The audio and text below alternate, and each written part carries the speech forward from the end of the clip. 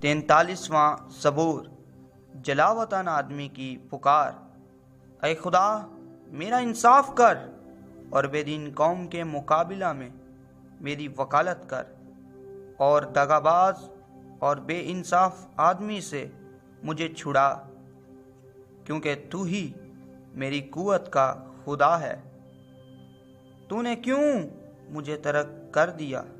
میں دشمن کے ظلم کے سبب سے کیوں ماتم کرتا پھرتا ہوں؟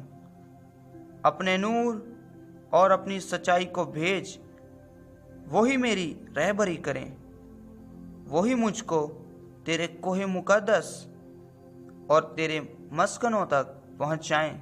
اب میں خدا کے مصباح کے پاس جاؤں گا، خدا کے حضور جو میری کمال خوشی ہے۔